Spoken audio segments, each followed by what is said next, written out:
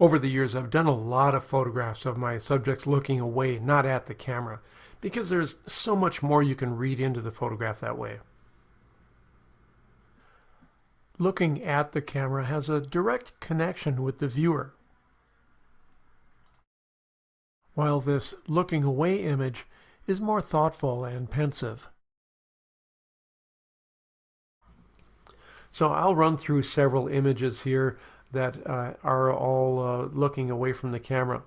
And the reason we do that is after we've got the image of them looking at the camera, smiling at the camera, okay, fine, but the smile pretty much seals off any emotion or any other storytelling capability of the image.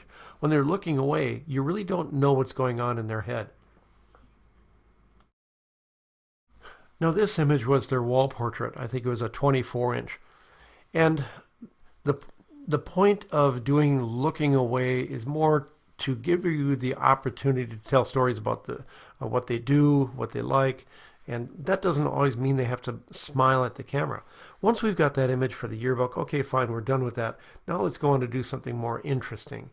So looking away, doing what they do, involved in an activity, that gives you more opportunity to do something that's going to end up on their wall as something more artistic than just a cheesy smile.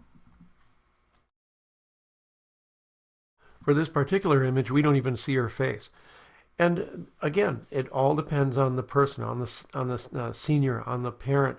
Sometimes they love this stuff, and sometimes it doesn't really do anything for them. So you just have to try it and see what happens.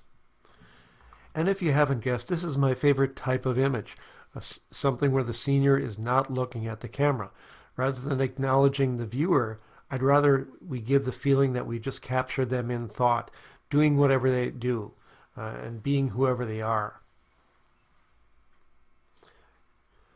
When we have someone look away, one thing we have to be careful for is looking away too far, so much that we see too much of the whites of the eyes. In a case like that, we either have to grab another image where the person was looking closer to the camera and clone those eyes in, or we're just going to have to invent it in Photoshop. This is one where I had to paint the eyes in. And it's not too hard. There's not a lot of area that you have to work with. Plus, eyes usually comprise a pretty small part of the image, so you don't have to do a super duper job and it'll look just fine. In case you're thinking that people don't buy portraits of seniors looking away, in the year that I did these, we sold 12 out of 40 senior wall portraits not looking at the camera.